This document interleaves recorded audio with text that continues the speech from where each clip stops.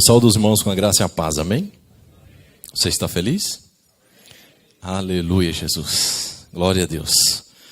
Eu também estou muito feliz nesta noite. Primeiramente, estar na presença do Senhor, a qual nos resgatou, nos amou e nos trouxe aqui. E sem muita demora, eu quero compartilhar uma palavra com os irmãos, que está lá em Mateus capítulo 9.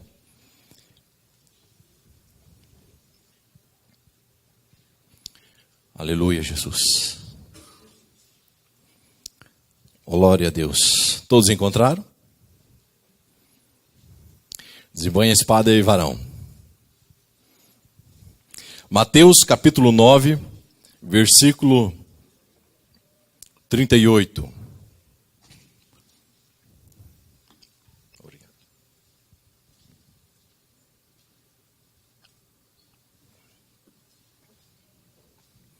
Aleluia, Jesus. Diz assim a palavra do Senhor: rogai, pois, ao Senhor da seara que mande trabalhadores para a sua seara. Amém? Feche teus olhos. Vamos falar mais um pouquinho com o Senhor Jesus, o dono dessa festa, e que oferecemos a Ele esta grande gratidão, esta oportunidade de júbilo, de adoração, porque Ele merece toda a honra e toda a glória. Jesus querido, nesta noite oportuna, Senhor, a qual nós nos encontramos aqui, felizes, Senhor, porque até aqui o Senhor nos ajudou. Contentes com o coração, ó Pai, transbordante, porque as mãos do Senhor têm sido o nosso sustento, têm sido o nosso alimento, têm sido o nosso socorro nas horas mais difíceis. Pai, em nome de Jesus, estamos gratos porque a Tua palavra nos trouxe aqui nesta noite para ouvir mais do Senhor, para entender mais do propósito do Senhor para nossas vidas. Pai, em nome de Jesus, queremos Te louvar e bendizer, e dizer ao Teu Espírito Santo que continue conosco, em o nome de Jesus. Amém. Aleluia, Jesus. Glória a Deus. Dura coisa o pastor me pede, né? De estar aqui na frente, trazendo um pouquinho, uma reflexão da palavra do Senhor. E esses dias a qual nós comemoramos, no dia de hoje, a colheita, é muito feliz, eu fico muito feliz, estou muito alegre, porque verdadeiramente Deus tem falado conosco a respeito desse tema, colheita. Como colher, como plantar, como ter a semente. E o Senhor Jesus vem falando conosco desde o primeiro dia desta grande festa. Eu tenho certeza que também você está feliz nesta noite, por estar comemorando 10 anos de existência. Quando eu entrei nesse ministério, nessa igreja, há uns 2 anos atrás, logo depois que eu entrei, uns 2, 3 meses, tivemos a festa do 8º ano, se eu não me engano. Onde veio aquela banda, tocou, foi muito lindo. Primeira linha, o pessoal cantou divinamente, adoradores do reino. E eu me senti alegre, e eu me senti muito contente, falando, meu Deus, como o pessoal são organizado, como o pessoal toca, como o pessoal são adoradores. E das primeiras mensagens que eu ouvi o pastor Aguiar pregando, ele prega a respeito do amor. Os irmãos vão lembrar que ele fala a respeito do RG do cristão. Quem lembra dessa mensagem do pastor Aguiar? O pastor Douglas lá, o missionário Douglas. O RG do cristão é o amor. É através do amor que nós somos ou expressamos a vontade de Deus. É através do amor que nós fomos resgatados. É através do amor que hoje estamos aqui. O amor de Cristo e o amor que temos um para com o outro.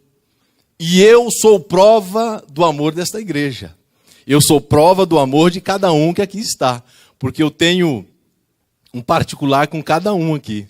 E aos que eu ainda não tenho, ainda eu vou ter. Uma amizade, um andar junto, um conhecer, o aprender sobre o amor dele para comigo e o meu amor para com ele. É assim que fortifica a igreja de Cristo.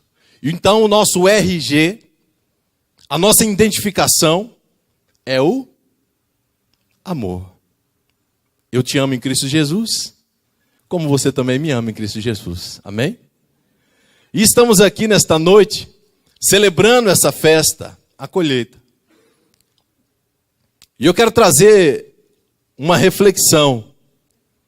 Não quero trazer uma palavra de exortação, de doutrinas, porque eu vou deixar isso para o pastor Guiar e o pastor Rodrigo. Mas eu quero trazer uma reflexão ao coração dos irmãos a respeito do que nós temos colhido, o que nós temos vivido, como nós temos vivido como grandes trabalhadores ou trabalhadores do reino de Jesus. E a pergunta inicial é: como nós temos colhido o que temos plantado? Em Mateus capítulo 9, vamos pairar um pouquinho na palavra do Senhor e voltar um pouquinho o porquê Jesus falou esta palavra: rogai, pois, ao Senhor da seara que mande trabalhadores. Vamos voltar um pouquinho no versículo 18 e vamos entender o porquê Jesus diz essas palavras. Eu quero que você acompanhe, porque nós não vamos sair muito do texto. Nós vamos ficar bem no texto de Mateus. E eu quero que você acompanhe com a sua Bíblia. A palavra do Senhor diz que Jesus estava no interior da casa e ele estava anunciando, pregando o evangelho, falando a respeito das boas novas, falando a respeito do reino, falando a respeito do que ele veio fazer, resgatar o homem que estava perdido, que veio anunciar as boas novas, que veio falar acerca dos céus. E nesse meio que Jesus estava falando, ele fala e faz alguns sinais, algumas maravilhas, alguns prodígios, cura, milagres, começa a acompanhar a vida de Jesus. E na história que nós vamos ler e vamos adentrar um pouquinho, existem algumas orientações que possamos tomar para nossas vidas, para que nós possamos colher o que o Senhor tem para nós colher. Ou vamos colher o que a gente tem plantado. No versículo 18 do capítulo 9 de Mateus, diz assim: enquanto essas coisas lhe dizia, eis que um chefe aproximou-se e adorou e disse: minha filha faleceu e agora mesmo, mas vem, impõe as tuas mãos e ela viverás. Jesus estava no interior daquela casa, quem sabe falando para algumas pessoas, mas chega esse homem e prostra diante de Jesus e fala: a minha filha está morta, a minha filha morreu, e somente se o Senhor vir comigo e pôr tuas mãos na minha filha, ela viverá. O que nós conhecemos dessa história narrada por Mateus é que nós vimos que aquele homem era um chefe da sinagoga. Quem sabe ele era um doutor, um entendido, compreendia todas as leis, compreendia toda a situação do povo de Israel. O povo de Israel tinha um costume de que onde tinha mais de 10 judeus, ele construía ali uma sinagoga para eles estarem orando, buscando a presença de Deus, meditando sobre o Torá. E aquele homem, chefe da sinagoga, chega diante de Jesus e fala: se o Senhor vier comigo e tocar na minha filha e pôr tuas mãos sobre a minha filha, ela viverá. Parece que é uma contradição, porque aquele homem, sabendo das doutrinas, sabendo do regulamento do povo judeu, jamais poderia fazer uma petição a um homem de tal profundidade. Quem sabe ele tenha já ouvido falar que Jesus curou. Quem sabe ele já tenha ouvido falar que Jesus limpou uma pessoa com a mão leprosa, com a mão ressequida, um cego. Mas naquele momento ele tinha uma fé, uma convicção de que somente Jesus tocasse na sua filha, ela viveria. Ela tornaria a vida. Dá para nós imaginarmos o desespero daquele homem, que não era simplesmente um homem ali nos pés de Jesus, agora era um pai de família. Era um homem que buscava em Jesus uma resposta para restituir a sua família que estava agora em luto, em desespero. Quem sabe era a última cartada que ele tinha. Quem sabe ele gastou tudo que ele tinha, o seu dinheiro, enquanto a menina estava doente. Mas ela faleceu. Agora a última oportunidade era de falar com Jesus. E ele rompe todas as barreiras, ele rompe todo o seu conhecimento, e chega diante de Jesus e prostra e adora. Somente se o Senhor tocar na minha filha, ela viverá. E Jesus olha para aquele homem e, conhecendo o seu coração, conhecendo a sua adoração, reconhecendo a sua atitude de pedir ajuda ao Senhor Deus, Jesus então começa a seguir aquele homem até a sua casa. E a Bíblia diz, no versículo 19, e Jesus levantou e seguiu, e também os seus discípulos. Agora vamos à tua casa. Que gostoso, que maravilhoso é saber que Jesus está indo em direção à nossa casa. Porque quando Jesus está indo em direção à nossa casa, sentimos que haverá uma grande mudança. Haverá uma grande transformação.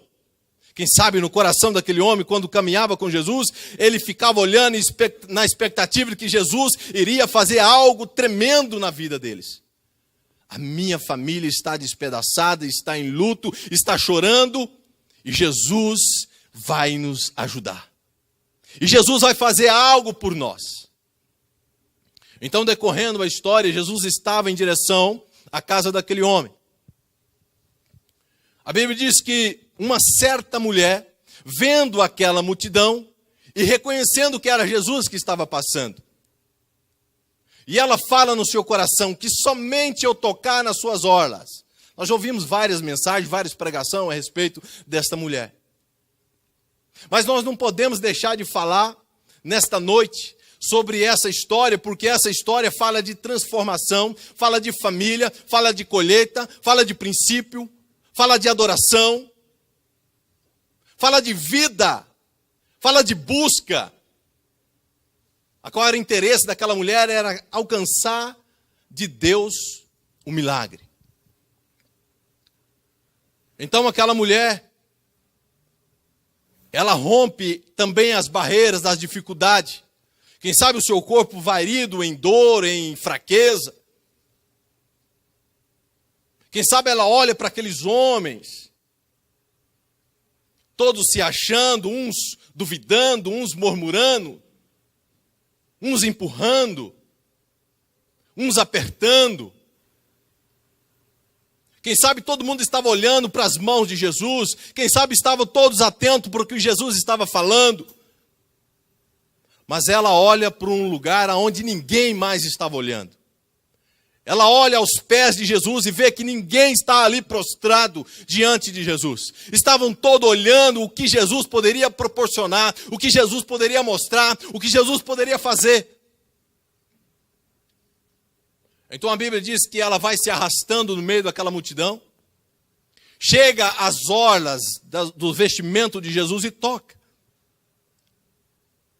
E quando ela toca, a Bíblia diz que Jesus, ele para. Ele estava caminhando e ele para.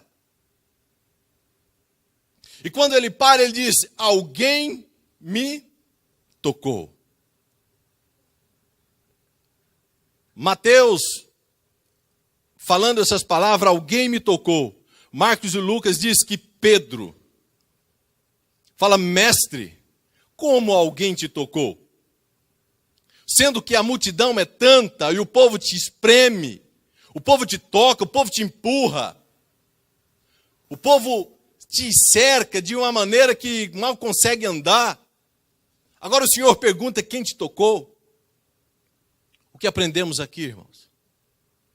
Que aquela mulher, a Bíblia diz que ela tocou diferente em Jesus. Todo mundo tocava em Jesus, todo mundo espremia Jesus. Mas aquela mulher tocou diferente nas orlas do Senhor Jesus, que ele fala, saiu poder de mim, saiu virtude de mim. Alguém me tocou diferente. Quem sabe Jesus poderia falar para Pedro, Pedro, eu sei quando você me tocou, eu sei quando todos me tocaram, porque nada senti, nada vi, pela sua incredulidade, pela falta de fé que tem em vocês, mas alguém me tocou com fé. Alguém me tocou com desejo de ser abençoado. Não era só um curioso. E a Bíblia diz que Jesus parou e aquela mulher fala, Senhor, foi eu que te toquei. Agora todo mundo olha para ela e Jesus falou para ela, vá em paz. E naquele momento que Jesus falou, vá em paz, estás curada, ela ficou curada. E todo mundo começou a ver e a observar esse sinal, esta maravilha, esse poder emanando de Jesus. Mas mesmo assim a multidão ainda continuou apertando. A multidão continuou a andar com Jesus. E a Bíblia diz que ele chega na casa do chefe da sinagoga, chamado Jairo.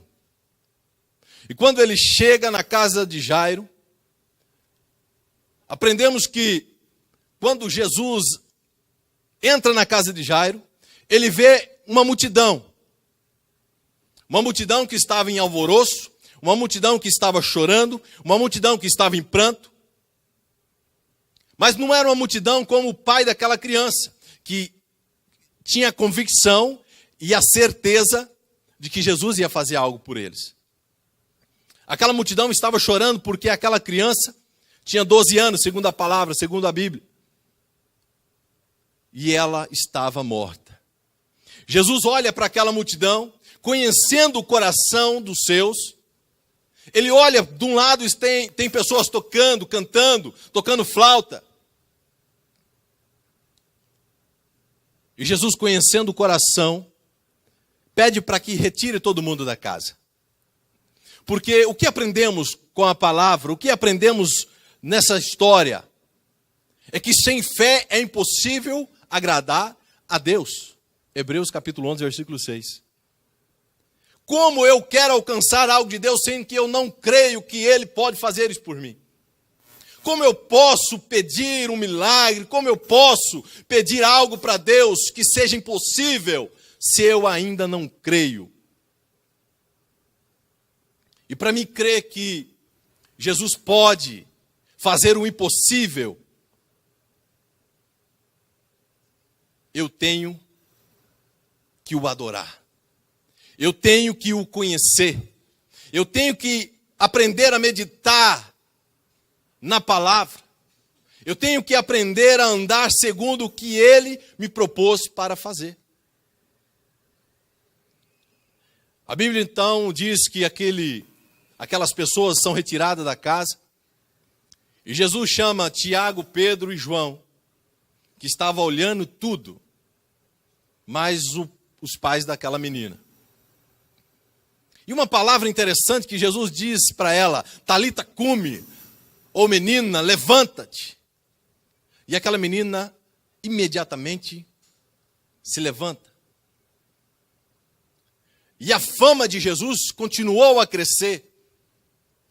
E a multidão continuou a andar à procura de milagre. A multidão continuou a andar à procura de Jesus, aquele que estava curando, aquele que estava dando visão ao cego, aquele que estava tirando lepras, aquele que estava restaurando. Agora aquele que ressuscita mortos. Imagine você a multidão que seguia Jesus. Lembra da multidão de peixes? Da multiplicação de peixes, melhor dizendo. 5.000 homens, fora crianças e mulheres. Cerca de 10 a 25 mil pessoas estavam ali naquele lugar. E Jesus, com poder e glória, com autoridade, Pai, te dou graças. E o milagre aconteceu. Agora nessa casa, nessa família, a paz, a alegria volta a reinar. Porque aquela menina que tinha um futuro todo pela frente, agora ela vive. Ela pode ter o convívio com a sua família. Como aquela mulher que por 12 anos sofria o fluxo de sangue. Agora ela pode voltar para sua casa e viver uma vida em família. Restituição da família. Pela sua fé eles plantaram, sonharam e colheram de Jesus a sua cura. Diz mais o texto. E partindo Jesus dali, seguiu 2 cegos, chamando: tens compaixão de nós, filho de Davi.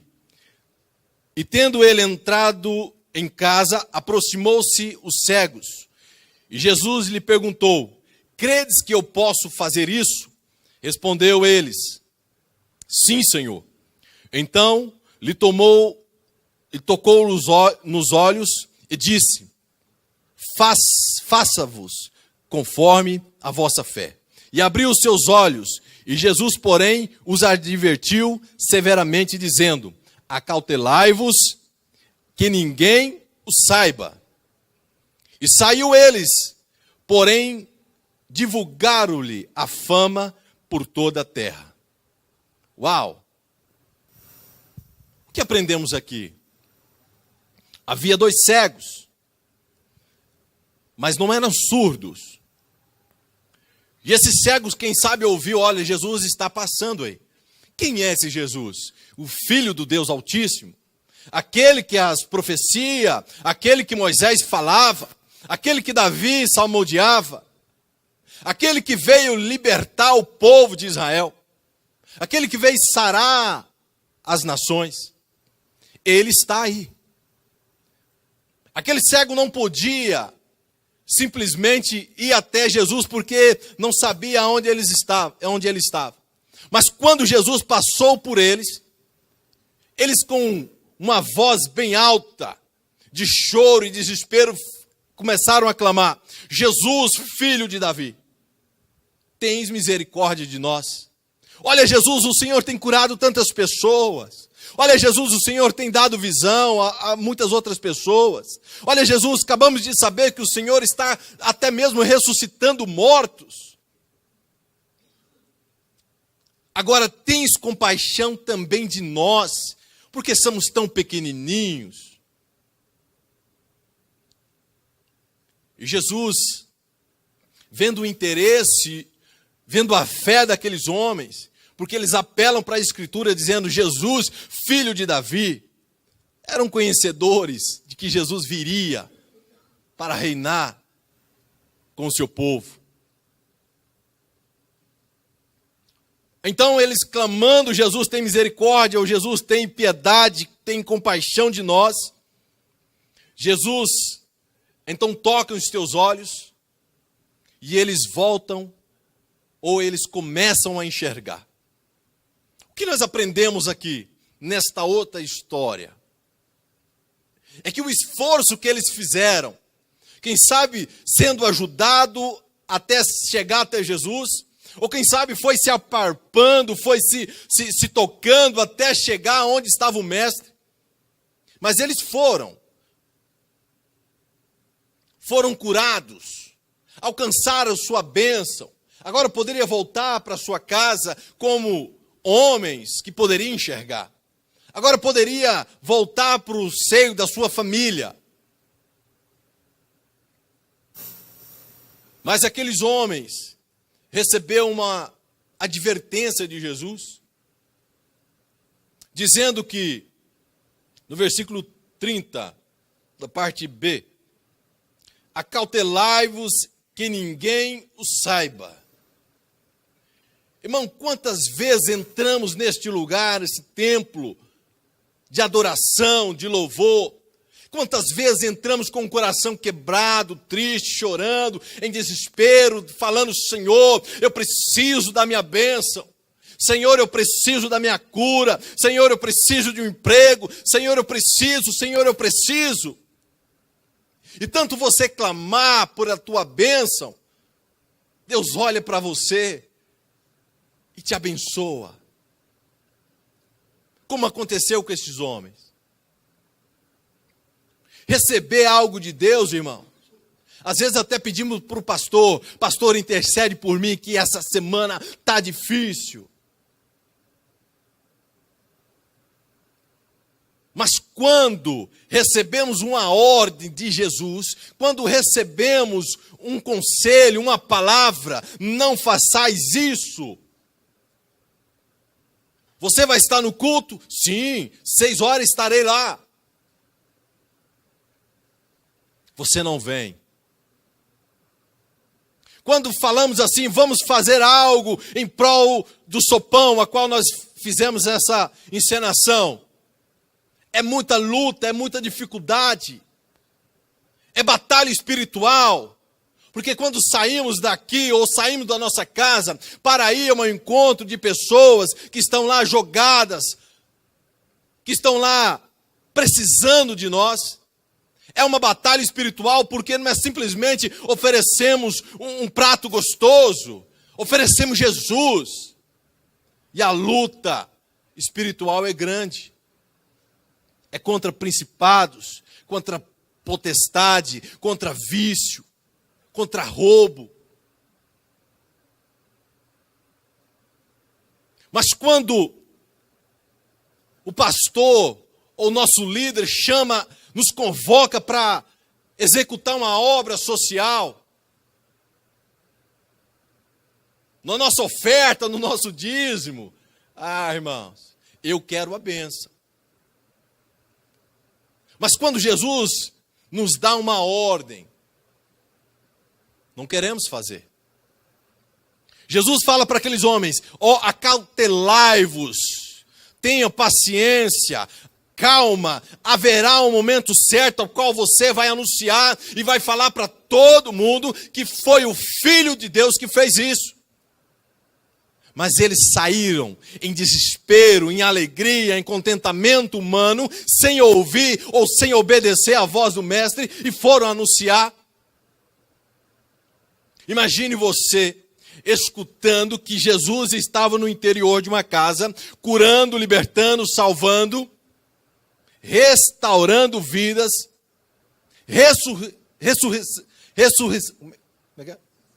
ressuscitando. Travou aqui, irmão. Qual era a alegria? Você não iria lá? Eu iria. Foi assim também que aconteceu. A multidão cada vez aumentava, procurando, buscando esse Jesus que poderia fazer mais e muito mais. Decorremos ao texto. Agora traz para Jesus, ou diante de Jesus, no versículo 32.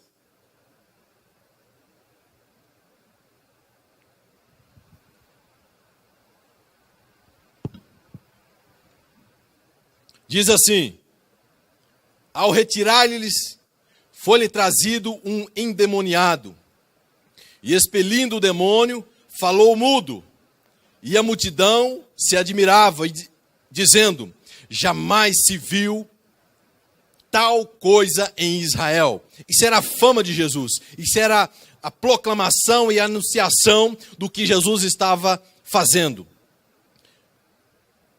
E nesse todo movimento, olha só a raça que encontramos do nosso lado.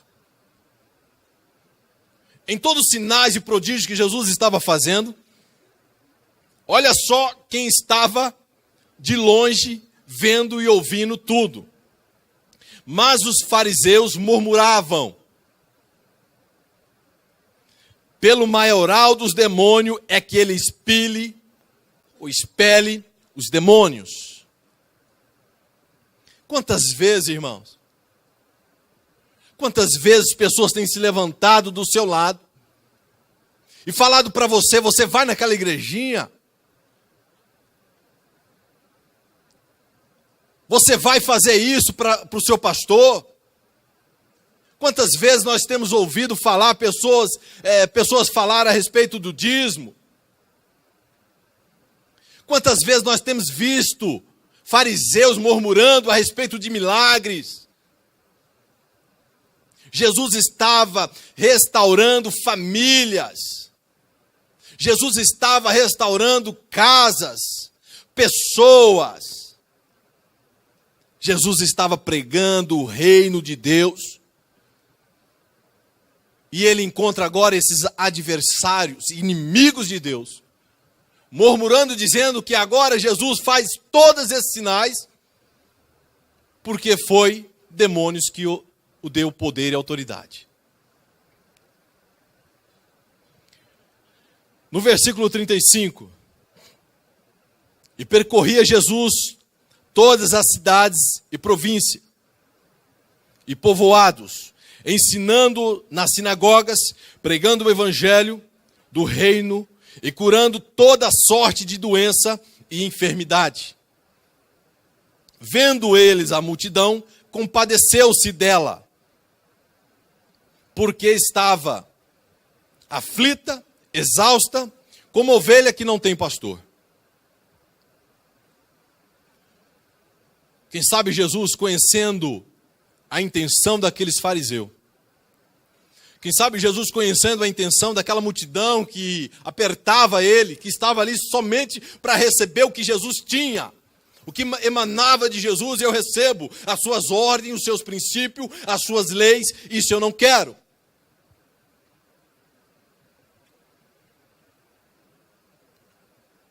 Então Jesus olha com o olhar de Deus.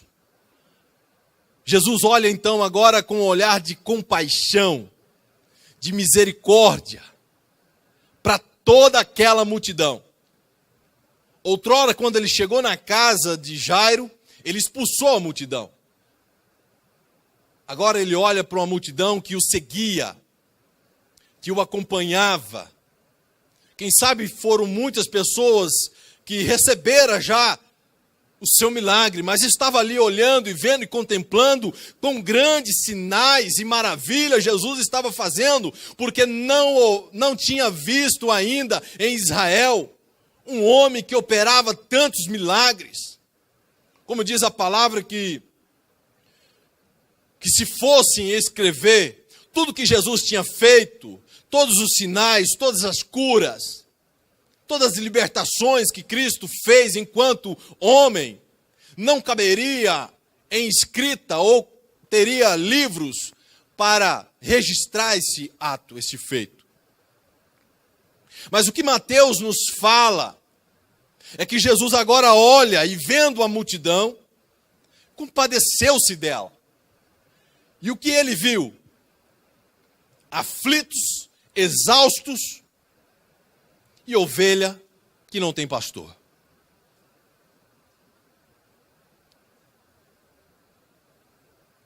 Na mensagem que o diácono Douglas pregou, ele fala: olha o começo, o recomeço. Lembra de quando você começou a sua batalha, de quando você se alistou no Evangelho? Lembra como você estava com o coração? Agora você está alegre, agora você está feliz, porque Jesus te deu a liberdade, agora Jesus tirou essas amarras, rasgou a cédula a qual você era devedor. Lembra como você era?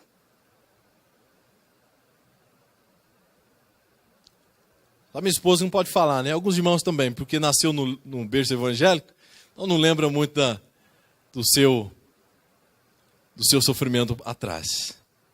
Mas lembra como estava o seu coração quando você se entregou a Jesus? Lembra de quando ardia? De quanto era gostoso?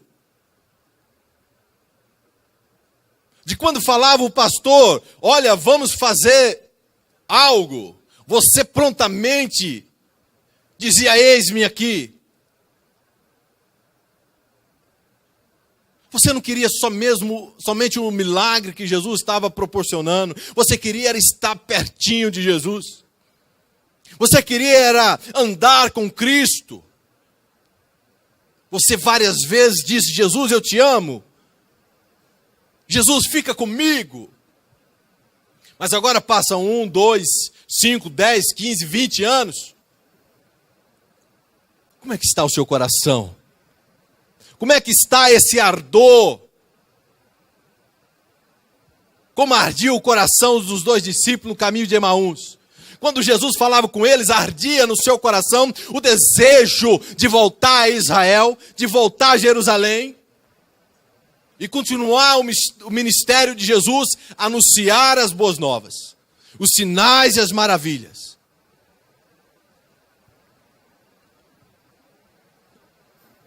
Lembra? Eu me lembro, irmão. Como você também se lembra. E eu tenho pedido para Deus: Deus, não deixa esse fogo, não deixa esse ardor sumir de mim, não se afaste do meu espírito. Ou não tire o teu espírito do meu espírito, porque sem ti, sem este fogo, sem esta alegria, como podemos ser chamado cristão? Como podemos ser chamado o que tem o RG, o amor? Como Paulo diz: se eu falasse a língua dos anjos, se eu falasse a língua dos homens, se eu tivesse 2 camisas, daria uma para alguém, se eu tivesse a metade dos meus bens, eu daria para outra pessoa, se o pastor, se o líder me chamar para o sopão, eu vou, se o pastor me chamar para Sorocaba, eu vou, se o pastor me chamar para outro campo missionário, eu vou. Mas se isso tudo não tiver amor, nada adianta. Se isso tudo não arder no meu coração o desejo de fazer, irmão, eu sou tão pequenininho, eu não consigo pregar, eu não consigo falar, eu não consigo.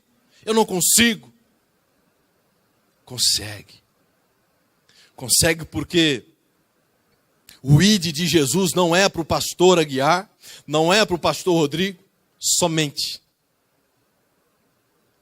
O ID de Jesus em Mateus capítulo 28 é para mim e para você. O ID de Jesus é para a igreja de Cristo, que entende que o poder e a glória vêm do Senhor.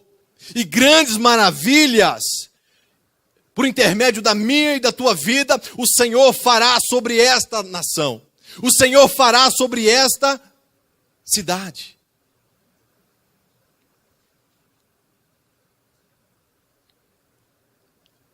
E vendo ele a multidão, compadeceu dela, porque estava aflita, exausta, como ovelha que não tem pastor. E então se dirigiu aos seus discípulos. Quem é os discípulos? Para quem Jesus estava falando essas palavras? Somente para Pedro, Tiago e João? Ou para José? Para Marias? Para mim, para você? Olha só a ordenância de Jesus. Olha só a palavra do Senhor no versículo 38. Continuando no versículo 37. Então Jesus se dirigiu aos seus discípulos e disse: a seara na verdade é grande, mas os trabalhadores são poucos. Rogai, pois, ao Senhor da seara que mande trabalhadores para a sua seara. A seara é grande. Eita, irmão. Você se achando tão pequenininho, e Jesus está falando: não, com a sua pequenez eu vou te usar. Com a sua maneira, com o seu coração, com o seu desejo, com o seu sonho de alcançar almas, eu vou te usar para que você alcance almas. Jesus olha para aquela grande multidão. E quem sabe Jesus, meu pensamento, quem sabe Jesus fala: meu Pai, tantas coisas eu já fiz, mesmo assim ainda pessoas exaustas, pessoas doentes, pessoas aflitas. Agora ele olha para os seus discípulos e fala: eu preciso de você. Eu preciso que você faça esta obra. Eu preciso que você vá, porque eu estou com você. Mas eu preciso que você vá fazer a obra. Eu preciso que você vá curar os enfermos. Eu preciso que você vá nas cadeias trazer liberdade aos presos. Eu preciso que você vá nas famílias despedaçadas, triste, e traga elas para mim. Eu preciso que você vá lá e leve uma palavra de vida. E quem Jesus vai usar nesta terra, meu irmão? Será que Jesus precisa enviar anjos? Ou já enviou? Porque anjo tem a definição como mensageiros. E somos os mensageiros, amém? Somos aqueles que proclamam as verdades do Senhor. Somos aqueles que assumimos a responsabilidade agora. Jesus, agora é comigo. Eu vou fazer a minha parte, nem que seja pequena, mas eu vou fazer a minha parte. Eu vou obedecê-lo. Eu vou segui-lo. E o Senhor vai me orientando. E o Senhor vai falando comigo. Porque ele diz no versículo 38, rogai ao Pai, rogai, pois, ao Senhor da seara que manda trabalhadores. O que entendemos nesse versículo é que no reino precisa de pessoas prontificadas para trabalhar. Quem sabe você estudou inglês, estudou informática, quem sabe você estudou vários ramos, vários campos para executar uma função, para você adquirir um bom salário, para que você adquire um bom status. Mas agora Jesus está falando, eu vou te capacitar, eu vou te ajudar, mas eu preciso de você. Eu preciso que você continue esse ministério. Quantas mulheres de fluxo de sangue vão ser curadas? Quantos cegos, surdos e mudos? Quantos se levantarão do caixão? Esses sinais seguirão os que creem. Esses sinais seguirão a igreja de Cristo. Esses sinais seguirão aqueles que falarão assim, Senhor, eis-me aqui, envia-me a mim. Você pode falar, eis-me aqui? Eis-me aqui. Roga, pois, ao Senhor da seara, para que mande trabalhadores. A seara, meu irmão, não é minha. O campo não é meu e nem seu. O campo é do Senhor. Ele vai te dar ferramentas e estratégias, condições, porque se Ele te chamou, Ele te capacita. Ele te orienta, para que você vá e colha os frutos. Para que você vá e colha. Para que você tire da mão do inimigo das nossas almas. Para que você tire da mão do inimigo que tem roubado, minado você. Ou famílias, casas, pessoas estão aí fora precisando de mim e de você.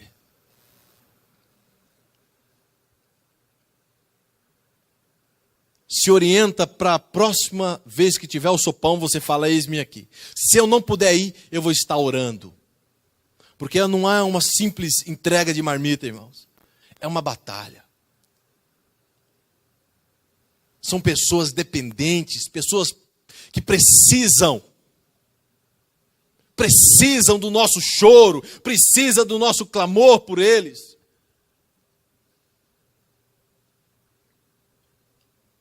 Se esta igreja,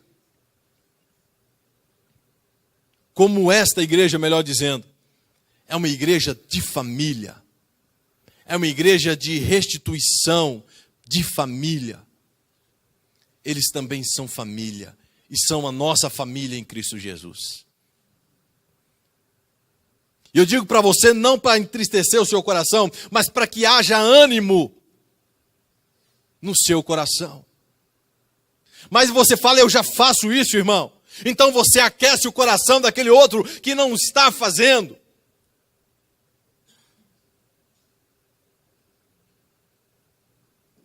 Vamos colher. Vamos anunciar o Evangelho. Vamos proclamar esta verdade que Cristo salva, Cristo liberta, Cristo leva ao céu, Cristo restitui. Não, mas já está morto. Perdeu-se a esperança. Jesus é a esperança. Mesmo que esteja morto, ressuscitará. Lá em João. E eu tive a audácia ou a alegria de classificar alguns pontos para trazer ao coração dos irmãos. Se nós vamos colher, que é o nosso objetivo, colheita, buscar almas, precisamos ter alguns requisitos. Precisamos achar uma forma de como fazer esta obra. E eu coloquei no meu coração que, segundo lendo, ouvendo a mensagem do pastor João, por umas 3 vezes, o nosso objetivo é colher, alcançar almas. Isso é o nosso objetivo. O nosso primeiro ato seria um plano. Seria um sonho, uma ação, um desejo. Quando nós fazemos o plano, quando nós sonhamos, quando nós temos um desejo, nós damos o início para a nossa colheita. E esse início é ter a visão daquilo que eu quero. Ter um sonho daquilo que eu vou buscar. E começo a agir. Como diz o pastor Aguiar numa mensagem anterior, aonde você está, quando você reconhece aonde você está, ou aonde quer chegar, chegarás mais? É mais ou menos isso, pastor? Chegará mais? Mais? Mais? Mais longe? Não estão entendendo, não? Sim ou não? Aonde você está? O desejo de onde você está? Aonde você quer chegar? Você chegará mais longe. Foi filmada? Se não foi filmada, vocês perderam. Eu gravei lá, está no meu caderninho. O desejo que eu tenho hoje, e aonde eu sei aonde eu quero chegar, eu vou chegar mais longe. Esse seria o nosso primeiro plano, o nosso sonho. O segundo é a semente.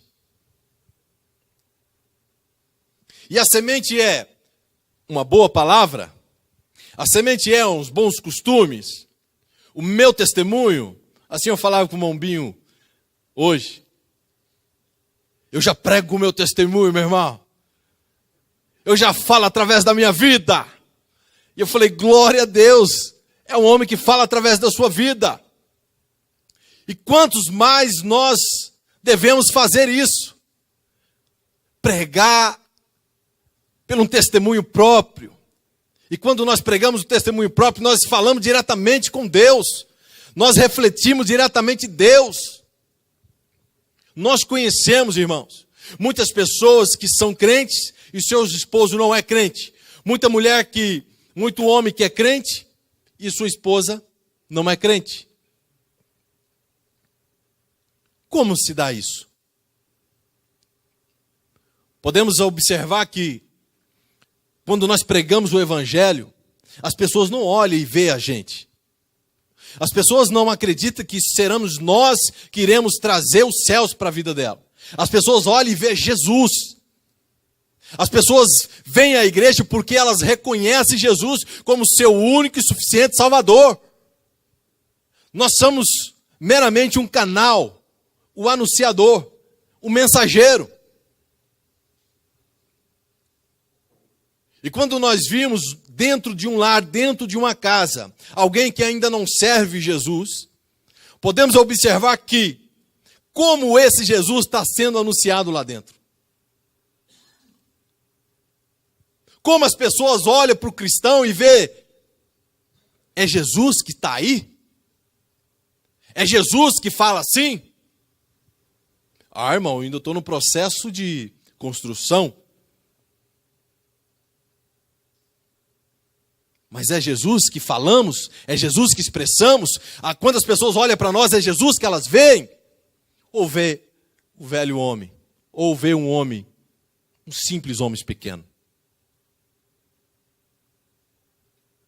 Temos que apresentar esse Jesus. Pelo nosso testemunho, como diz o Binho, Fabiano. É assim mesmo? Apresentamos Jesus que está aqui dentro do nosso coração. Aquele Jesus que em Mateus 8 diz que estarei convosco todos os dias até a consumação do século.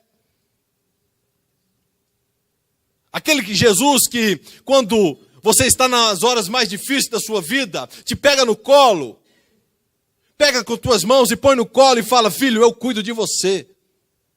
Esse Jesus que temos que apresentar. Porque nas horas mais difíceis, Jesus me pegou no colo e falou, eu consolo você, eu te ajudo, eu te sustento, é eu que te alimento. Você foi eu que fui com você. Você voltou, eu também estava com você. É esse Jesus maravilhoso, esse Jesus lindo, que apresentamos com a nossa semente, com o nosso bom trato, com o nosso RG, com o nosso amor, com os ensinamentos de Cristo. Esta é a semente. Como eu vou pregar, como eu vou trazer as pessoas para a igreja, fale de Jesus. Porque eles vão olhar Jesus em você e vão querer te seguir. Porque você serve um Deus verdadeiro, um Deus maravilhoso. O segundo ato, ou a terceira, é a colheita. Esta todos nós queremos colher, queremos ajuntar, queremos empilhar, queremos ter posses, queremos alcançar, nós queremos colher. Agora, o que eu tenho plantado para colher?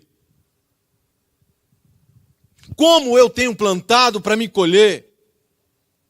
Eu não quero colher nada de mal, eu quero colher só coisas boas. É assim que um agricultor também pensa. Quando ele pensa na colheita, ele pensa primeiramente, ele sonha ou tem seus planos na terra. Como ele vai cultivar a terra, como ele vai gradear a terra, como que ele vai cavucar a terra, como que ele vai adubar a terra. E depois que ele fez isso tudo, ele diz, agora a semente. Qual semente eu vou plantar? Porque eu quero colher, e muito. A nossa colheita é o resultado daquilo que plantamos. O que temos como colheita, como ajuntamento nos nossos alforjes, é o resultado que nós plantamos. O que plantamos? O que plantamos na nossa casa? O que plantamos na nossa empresa, lá no nosso trabalho? O que plantamos quando falamos com o nosso filho? em toda fase dos nossos filhos. Porque é difícil você falar com uma criança de 3 anos. Também é muito difícil você falar com um homem de 20 anos. Mas como plantamos essa semente? Como diz Provérbios 22:6, ensina o teu filho no caminho. Planta esta palavra, como diz a palavra, encuca na cabeça dos teus filhos. Para que quando ele crescer, mesmo se desviar, ele vai voltar. Isso é colheita. Isso é colheita. O que você tem plantado? No reino? O que você tem plantado na sua casa? Oséias 8:7 diz que aquele que planta vento colhe tempestade. Não quero plantar vento. Eu quero plantar o amor nos meus filhos, na minha esposa, na minha casa. E esses frutos farão com que outras pessoas possam olhar para dentro da nossa casa. Verdadeiramente esse serve Jesus.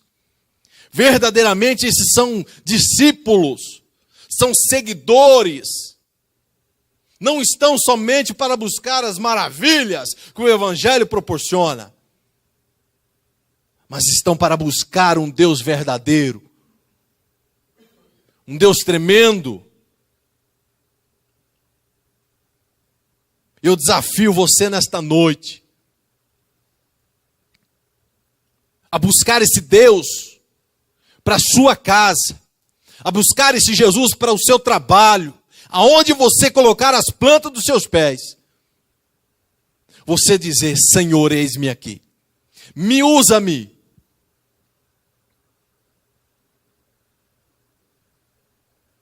Eis-me aqui, Jesus. E eu quero plantar no teu reino sementes boas.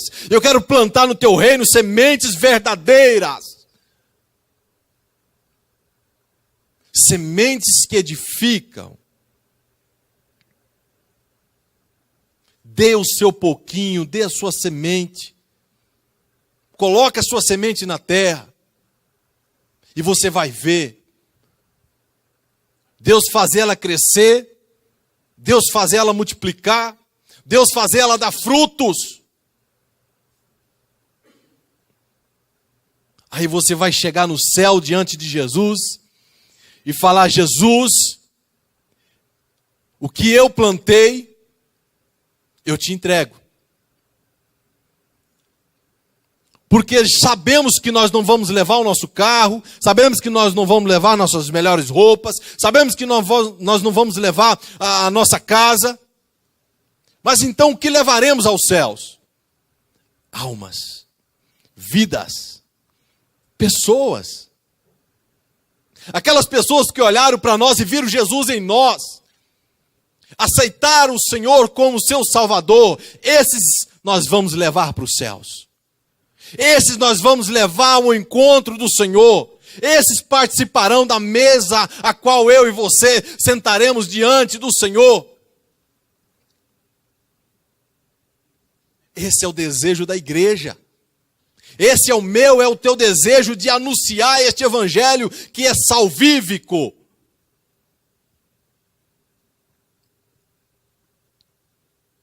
Jesus cura. Jesus liberta. Jesus leva para o céu. Amém? Convido você a ficar de pé.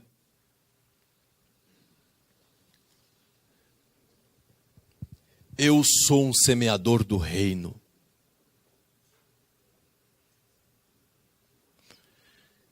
Eu sou aquele que o Senhor confiou em mim uma semente nas minhas mãos. A semente das boas novas. Jesus conta com você como trabalhadores do reino.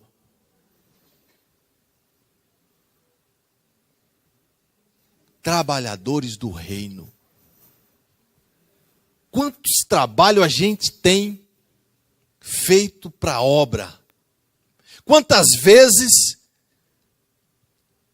nós dedicamos nosso tempo para orar, para jejuar, para buscar por alguém, por uma família? Quantas vezes ligamos para o pastor ou mandamos um WhatsApp para ele dizendo: pastor, ore por mim, pastor, ore pelaquela família.